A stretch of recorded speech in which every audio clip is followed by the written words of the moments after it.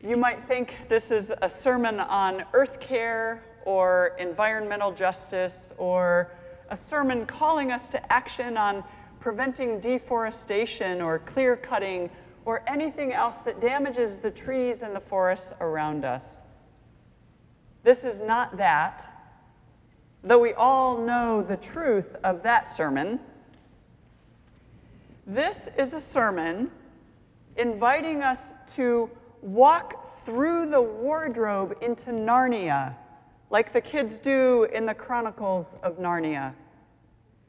A sermon inviting us to head right for platform 9 3/4 in that column to get to Hogwarts School of Witchcraft and Wizardry. It's a sermon inviting us to travel by tesseract, a folding of space and time with Mrs. What's-It, Mrs. Who, and Mrs. Witch to go to different planets, like Uriel in A Wrinkle in Time. A sermon that invites us to fall asleep in the lap of the ancient tree spirit Totoro in My Neighbor Totoro. If we accept the invitation to new dimensions, we will find that we are suddenly transported into a world that we have not known before, a world that evokes in us awe and wonder, curiosity, a desire for relationships, and sometimes the willingness to fight the forces of evil. Very close by and within certain reach, there is a whole world we haven't met yet that beckons to us and wants us to come and see and hear and experience. While the worlds I just mentioned are imaginary worlds, or at least that's what most people think, the world of which I will speak is not. This world is as real as you or me and has some things to say to us. When my partner Jeanette and I experienced forest bathing for the first time with Phyllis Look in Hawaii, we spent almost 3 hours in a sacred rainforest, and we didn't walk more than 1/4 of a mile. We were invited to be in that space to really notice what was around us and how we felt, and to simply experience. In that moment, I realized that as much as I talk about being in nature and how much I love being in nature, how many of us say that? I was simply using nature as a backdrop to do something or get somewhere. I was biking through it, hiking through it, kayaking through it, running through it, sometimes sleeping in it. I couldn't remember a time that I put myself in nature's hands for nature's sake instead of mine. Or a time when I completely focused on what I was seeing and hearing and feeling and smelling and touching. It doesn't mean that I didn't have moments or glimpses of that, because I can meditate and do all those things just like anyone else. But I'm pretty sure I usually approached it from a kind of aesthetic point of view. What can I see or hear that is pleasing to me? I never, for example, considered that trees have a beingness. Lives that are complex and full, and that they live in community and are able to communicate with other trees and plants and even animals and insects. Forest bathing helped me with my newfound appreciation for and interest in trees, and then I was helped along by a course I took from the Center of Excellence titled The Secret Life of Trees, which is where I found out about the gender fluidity of trees, by the way. I also have been reading the novel Overstory and Peter Wohllebin's book, The Hidden Life of Trees.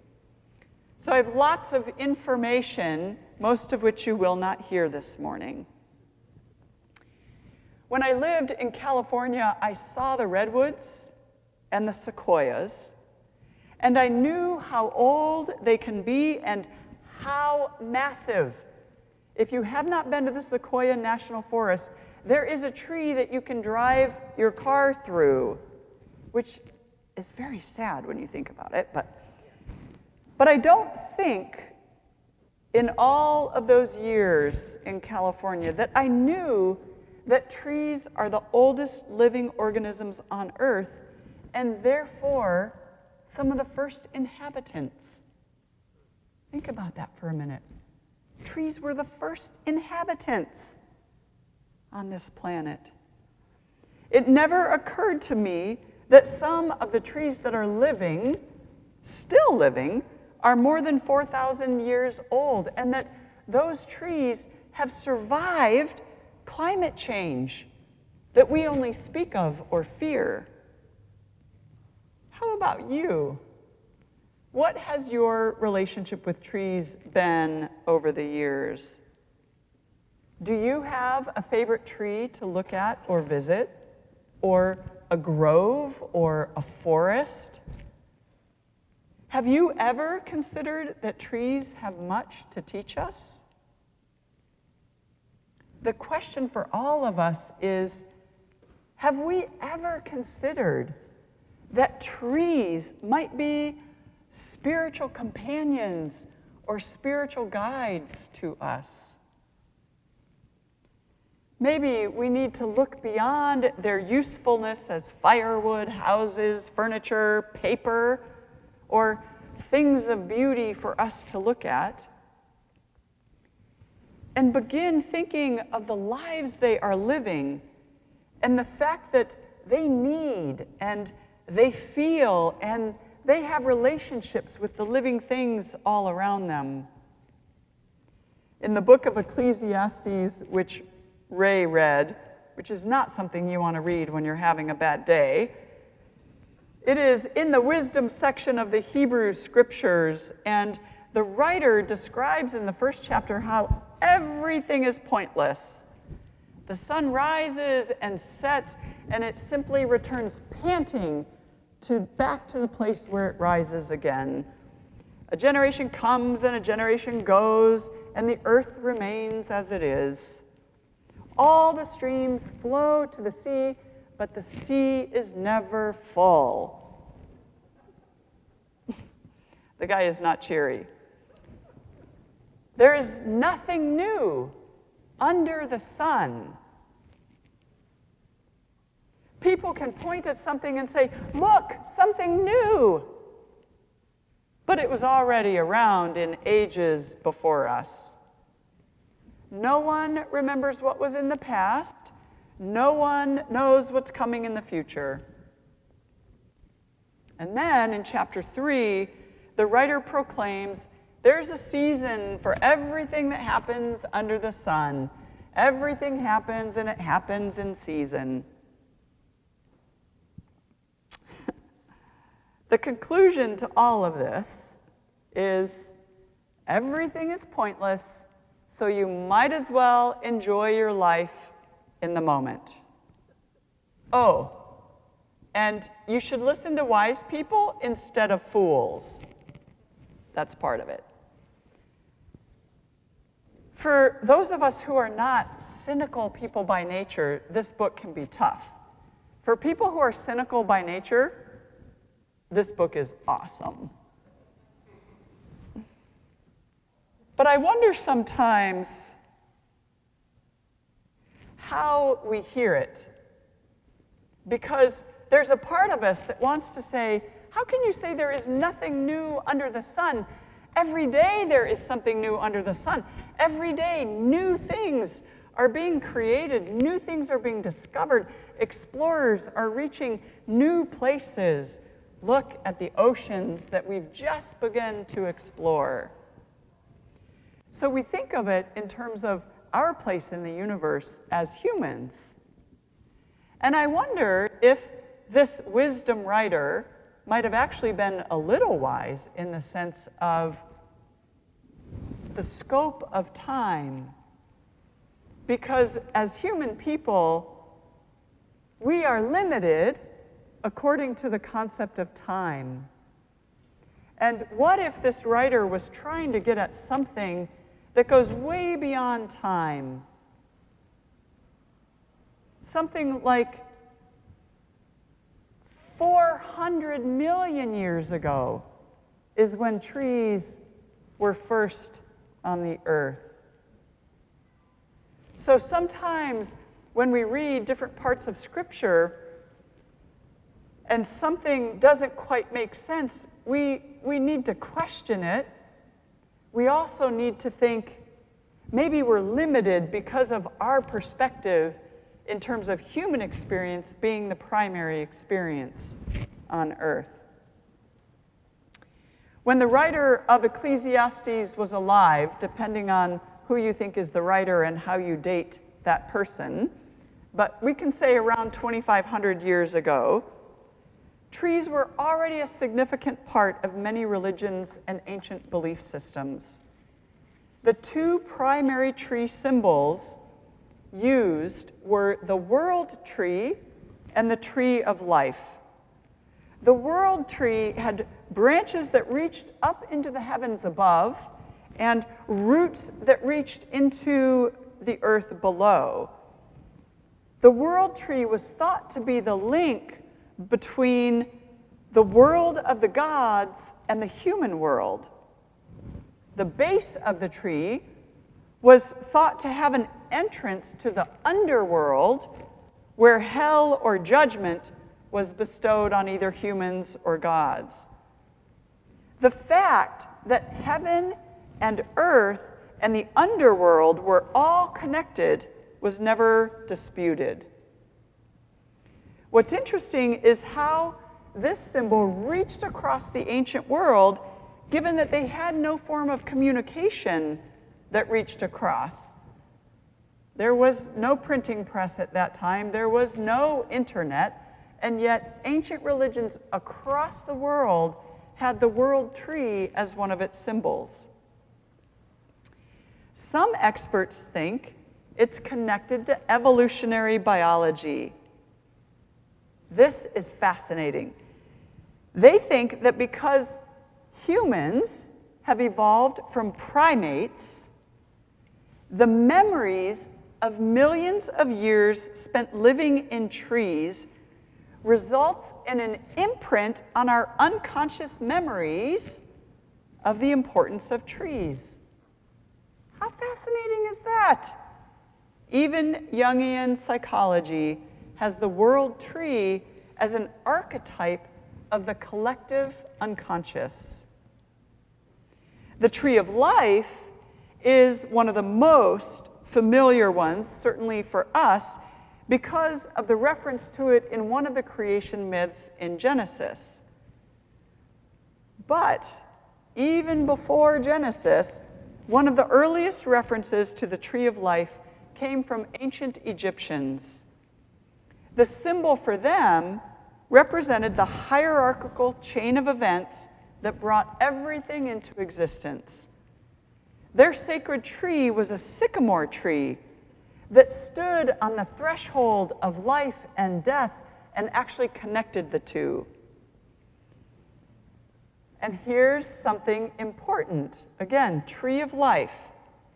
The tree was believed to hold the knowledge of the divine plan, or a map of destiny which existed from when the world was created and thus marked the beginning of time. Fascinating, right? The tree of life. And then think about its use in Genesis. In Christianity, the tree of life is representative of the choices we make and their impact. So we have the story of Adam and Eve eating of the tree of knowledge of good and evil. And then the story goes, God was so afraid they would eat of the tree of life. Remember, it has the divine plan or the map. God was so afraid they would eat of the tree of life and live forever, that God banished them from the garden and punished them, and they were separated from God. So the tree of life in Christianity becomes the thing that separates God and humans. In many ancient religions, including in Celtic religions, trees were worshipped as nurturers and sustainers, and even as representations of various gods. They were an important part of rituals and pilgrimages. But the arrival of Christianity was not a good thing for most people who had a deep respect for or even adoration of trees. Christians were taught that worshiping trees or anything else in the natural world was idolatry. India was one of the only places, because of the interconnecting of so many different religions, where sacred trees remained symbols of faith and worship. The relationship between spiritual life and trees in India is a deep and significant one. It's based on the recognition that trees are a living thing with histories that are intertwined with ours. What if you knew that trees have consciousness? What if you knew that trees could feel the touch of your hands? What if you knew that trees experience pain or had the same kind of need for sleep that you do, and that light keeps them awake and confuses their system just like it does yours? What if you knew that they have whole systems for communicating, and not just with other trees, but other species? While trees don't have human brains, I think we can all agree on that, scientists and foresters have been studying them over time and have been able to demonstrate all of the things I just mentioned. Trees see and hear and smell and think, even though they don't do them in the same ways that we do them. They don't have noses, eyes, ears, brains. But we would do well to remember that they have been around long before us and will be around long after us. The oldest living tree right now is in the White Mountains of California, and it is 4,850 years old. And somehow we continue to think that humans are the ultimate in the created order. When I began this morning, I said that I would invite you into a different world. Maybe I have done that already, but if not, I want to make the invitation specific. In the next week or two, when you have some time and some space, because it will take time and space, go and find a tree or a forest or a grove and see if any of the trees there are calling to you. Maybe you pass it or them all the time. Maybe these will be ones that you seek out for the first time. We certainly have an abundance of forest preserves around us. Ask them if they mind if you spend some time with them. Spend at least an hour, ideally more than that. Set up a chair and just sit with the tree or trees. Imagine if this was one of your close friends. Look and listen and give your full attention. At some point, touch the tree or trees with your hand. See if you can tell that they feel your touch. What do you notice about how they look, how they smell, how they seem? Relaxed, in pain, upset, confused, sad? What are they saying to you?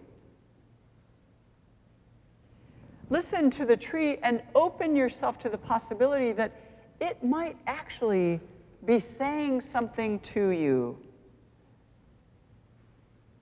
Who else is around the tree or on it or in it? What animals or insects or birds? Is the tree healthy or sick? Does it seem like it's growing into its fullness, or that it's being stunted in some way? Is it alone or near enough to other trees that it can give and receive communication and nutrients? This might be the only time you ever do it, so give it your all. Just see how it goes. Does the tree need anything from you? Do you need anything from the tree? In my sermons the past couple of weeks, I've talked about how God created us not to be supreme.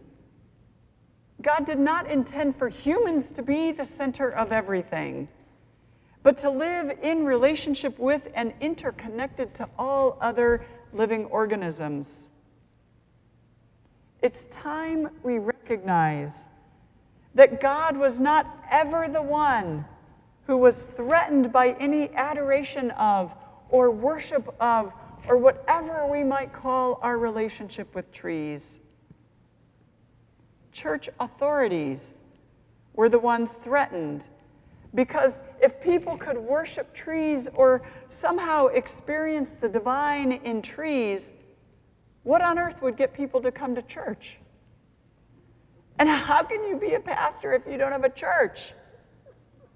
There's a connection. Friends, trees were the first living organisms on this earth. How much more divine can something be? Let's reclaim our relationship with them and learn from them about how to live in community on this earth. Amen.